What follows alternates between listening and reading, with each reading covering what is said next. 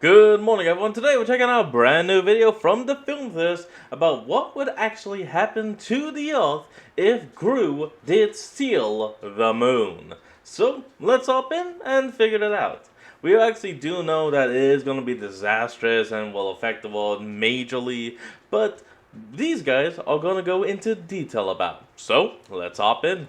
Gru and the minions would have destroyed the world. Yeah, that little plot from Despicable Me. If you tried this in real life, it wouldn't be cute or wholesome. It would be a crime so bad it would literally end life on this planet. How? Ooh. Going to steal the moon!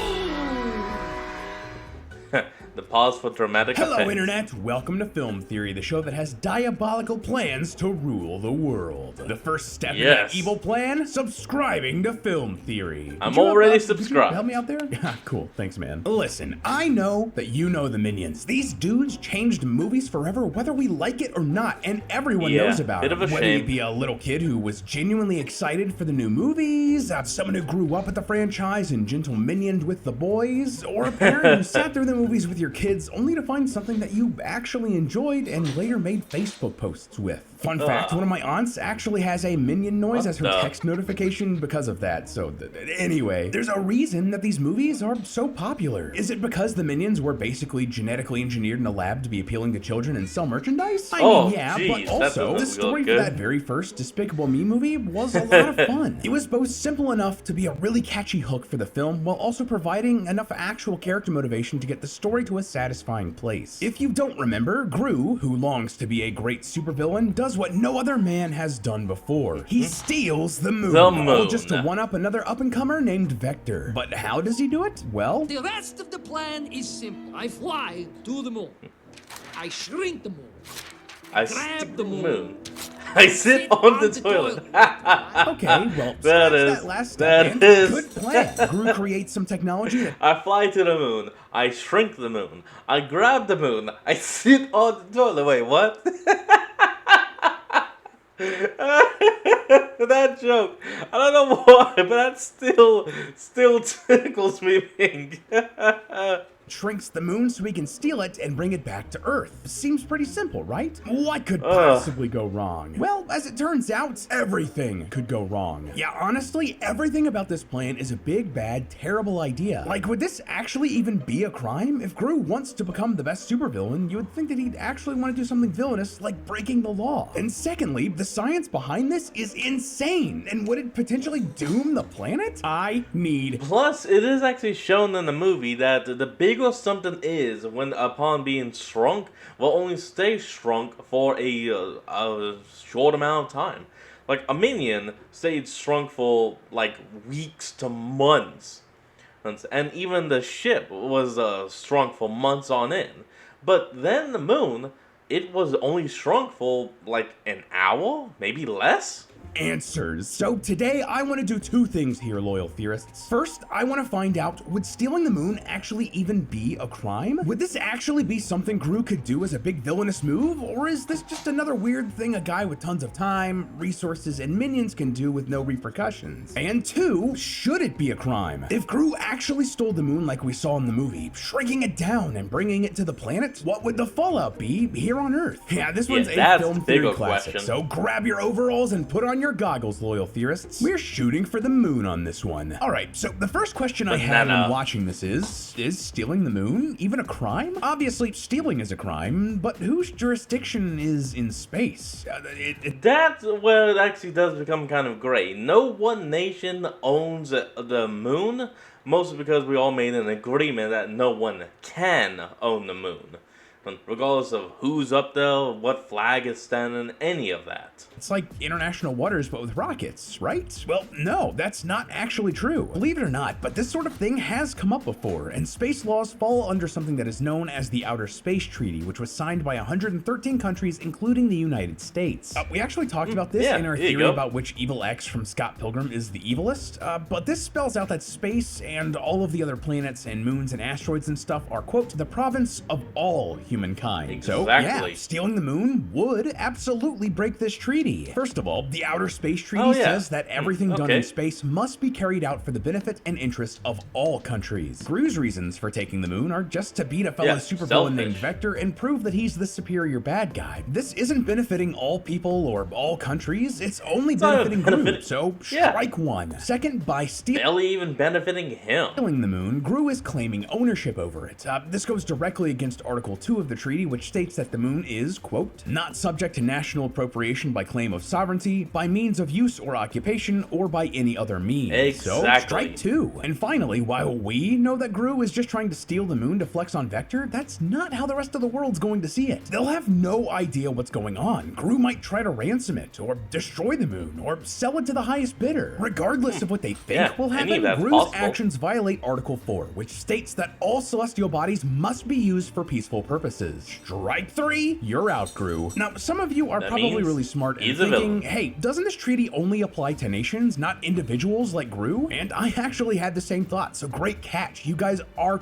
truly theorists. But thankfully, course we we are. aren't the only people who have thought about this. See, back in the 80s, a man named Dennis Hope saw this same loophole and created the Lunar Embassy, and he started selling plots of land on the moon for profit because of it. Man, Yeah, that was people real. really suck sometimes. Well, when the president of the International Institute of Space Law, a real thing that actually exists, discovered this, he clarified that Mr. Hope was wrong and the treaty did also apply to individuals. But Ah, what would well, actually okay. happen to Gru? What charges would be brought up and who would he answer to? Well, it's it's unclear. Like, the Outer Space Treaty doesn't have an obvious system for charging private individuals if they break it. Most likely, Yeah. under Article 4, it would be Gru's home country that would be responsible for Gru's actions, which means that the America. US would suddenly have to answer to the world why some random dude from the Albuquerque suburbs has kidnapped the moon. But of Albuquerque? course, because Huh. this Is is that such actually an where he's, insane situation, no living? one's ever really been charged with crimes like this. Even Dennis Hope was more or less given a slap on the wrist instead of a real prison sentence. At the very least, though, I expect Gru would be prosecuted under US federal laws, including unauthorized space activity, theft, and conversion of government property. But Yeah, honestly, that would any make criminal sense. punishment would be the least of Gru's problems in this situation. Because, given what we see in the movie, there probably wouldn't be anyone left to actually charge him with a crime. In the actual movie, when Gru shrinks the moon, it's like all of a sudden its gravity just disappears. Yeah, But that just wouldn't happen. It's physically impossible for that to happen, actually. See, mass can't be created or destroyed. It can be destroyed, yeah. converted into energy, but that's not what we see happen here. If Yeah, that just were to shoop. happen, we'd basically see like a giant explosion or something. No, how much mass something has actually has nothing to do with how big it is. That's why something that's made of metal that's small can be heavier than a balloon that's much bigger. It's got more mass, it's more dense. We actually covered Exactly. this ages ago in a theory about how Ant-Man is actually Marvel's deadliest hero. Fun fact,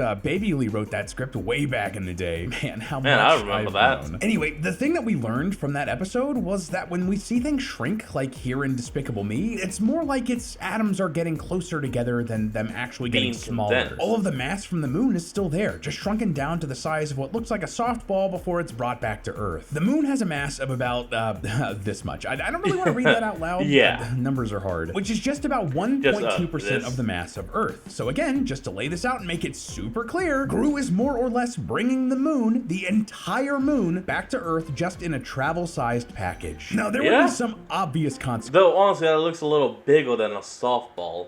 here. Like, for example, if the Earth and Moon were this close together, they would just crash into each other, which would be bad. In fact, running the numbers through the gravitational potential energy formula, Well, actually, one thing real quick is that if the moon was to get too close to the Earth, it wouldn't actually crash into it.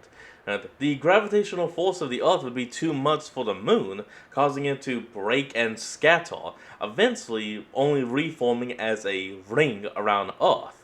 energy made up created the by such a debris. collision would be this insane number. That's more energy than the meteor impact that wiped out the dinosaur and basically resulted in life on Earth just completely ending. Fun fact, this would basically be like recreating the giant impact hypothesis. This is the suggestion Yikes. that a Mars-sized planet collided with Earth when the solar system was really, really young, and that's what caused the moon to be created in the first place. But even if we didn't Yeah, take any of exactly. this into account, if somehow the moon and the Earth weren't just instantly face planting into one another, oh, some weird stuff would be going down. Most Oh, of you yeah. probably know that the moon is the reason we have tides. That the gravity of the moon pulls the water on the planet towards it ever so slightly, making the tide go Yep, in and just out on a our pinch. beaches and rivers. So, what would happen if you brought the mass of the moon closer to Earth? Well, all of the Earth's water is going to be attracted to it way more. The tides would be much larger, much quicker, and much stronger. Almost like a big tidal Oh, wave getting yeah, look pulled at that. towards the moon, which would cause massive damage and potential loss of life. But here's the it'd be thing, water killing isn't the people. only thing that has tides. See, the moon is also responsible for something called terrestrial tide. Basically, just like water, Wait, the gravitational what? pull of the moon also causes the Earth's crust to rise and fall up to 21 inches or 55 centimeters every day. When that's Oh, spread out damn. across a big area like the entire Earth, that's not actually that much. But remember, that's because the moon is so far away. If it were much closer, the terrestrial tide would also be much stronger, concentrated on a much smaller spot. The crust Oh, beneath and around the jeez. shrunken moon would be pulled upward with it with some seriously powerful forces, causing Like instantly creating a mountain like Sims. fractures, earthquakes, and fissures. On top of that, the moon's gravity also helps keep the Earth's rotation consistent. It actually slows down how fast the Earth spins thanks to something called tidal braking. Without the moon exactly where it is, days would become shorter and more chaotic. Or, if we take into account that all of that mass is actually much closer, the days may cease entirely. Honestly, it's Oh, hard that'd to be predict terrible. because something like this just hasn't really happened to us before. The moon is also responsible for the Earth tilting on its axis, and changing its position would result in our axis getting all out of whack. And that would create Yeah, unstable everything seasons just- and extreme weather conditions, potentially leading to an ice age. Now, all of that'd that be would make for a terrible. terrible, horrible, no good, very bad day, but that isn't actually the worst of it, or the most interesting in my opinion. And to talk about the worst of it, we need to talk about something else related to gravity: surface gravity. Surface gravity is how strong the pull of gravity is on the surface of an object, and this is Obviously. dictated by a couple of things. Most importantly, how massive the object is and how large that object is. So let's give an Mass example here. and I won't size. bore you with the math or the equations, but Earth has a surface gravity of 9.8 meters per second squared. That is how strong the pull of gravity feels based on how much stuff is in the Earth and how big it is. The moon, at That's its normal correct. size, has a surface gravity of 1.62 meters per second squared.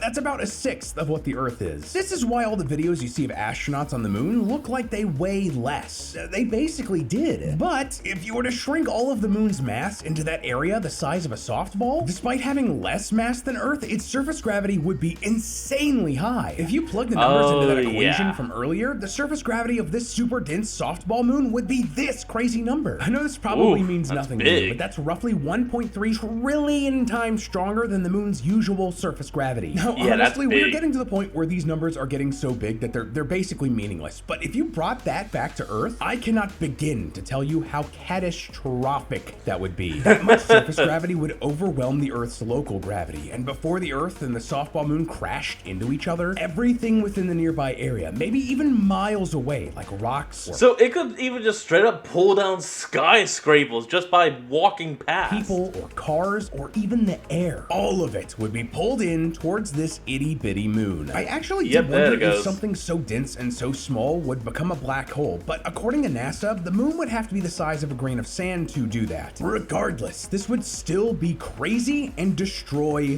the world. All because Gru just wanted So to beat much Vector. disaster. Not the best evil plan if you want to, survive. Now, all that being said, I want to give Gru some credit here for stealing the moon. Like, truly, I do. I respect how far he went just to be petty against his new arch nemesis. This is like a Kendrick Lamar Oh, diss track yeah. level of hate. So let's play a little bit of an imagination game here. It doesn't really seem like Gru has any ulterior motive for stealing the moon in the movie, but Other what if than he did? claiming What it. if somehow Gru defies the laws of physics, doesn't kill himself or destroy the world, and just has the moon? What could he do with it next? What's the play? Well, one thing That he may is try the to true do, or question. at least where my mind went, well, he could try to extract some valuable materials from the moon to sell it. See, the moon contains Oh, a lot of yeah. valuable minerals and elements that we use in our everyday life for a ton of goods and products. Stuff Diamonds, like gold, platinum, and iron? iron, and titanium. These materials are currently relatively expensive to get a hold of, mostly due to their rarity, with some mining businesses spending between 1 and 3 years exploring to even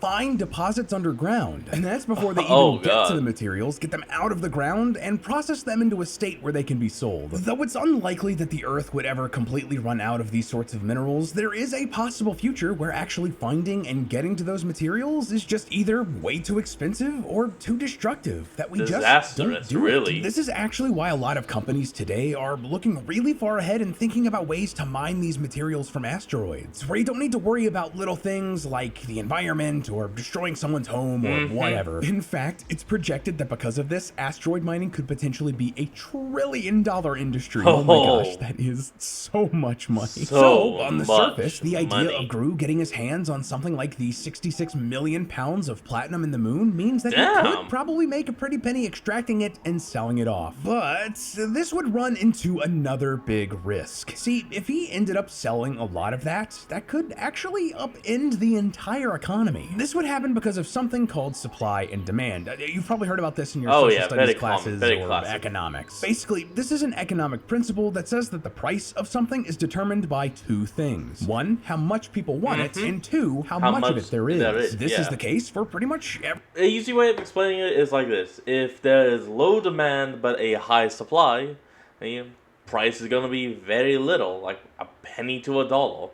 Well, but if there's low supply and high demand, the price could be hundreds to thousands. Everything on the market, from food to clothes to cars to the services of a plumber. If there's a lot of food, well, then you won't be able to sell it for a lot. The demand for it goes down because the supply is so high. But if all of a sudden you don't have much food, the demand goes up, and because the supply is down, you can charge more for it. And while a lot of the materials on the moon, like carbon and iron, are pretty common here on Earth, others like platinum aren't. And that would have a big impact on the world economy. Scientists estimate that there's about 150 million pounds of platinum on Earth, though only about 22 million pounds of it has been mined. That might sound like it's a lot, but it's really not. If you melted all of that down and poured it into an Olympic-sized swimming... I mean, I would still leave 28 million pounds still left unmined. It would only fill it to ankle depth. So if Gru were to add even just a percentage of that 66 million pounds of the moon's platinum into the equation, the value of that platinum would plummet. Sure, he might get a bit of a payout at first, or if he's very carefully controlling how much he's selling, but if he oversupplies it at all, that would destabilize the price and destroy the countries and companies that rely on mining it to support their citizens and employees. So whether it be from a legal perspective, the risk of destroying the world, or tanking the world economy, Gru stealing the moon is just an all-around terrible idea and would leave huge portions of the world in shambles or in complete ruin. Yeah, turns out that the plot from this cartoon movie with talking Tic Tacs just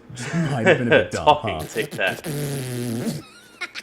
But hey, that's just a theory. A film theory. And cut. Up next on... Alright everyone, that's going to be the end of today's video, and I hope you all enjoyed. Remember to like, comment, and subscribe for more. Link to the original will be in the description below, and I'll see all of y'all next time when we flick back on. Till then, this is Fox, signing out.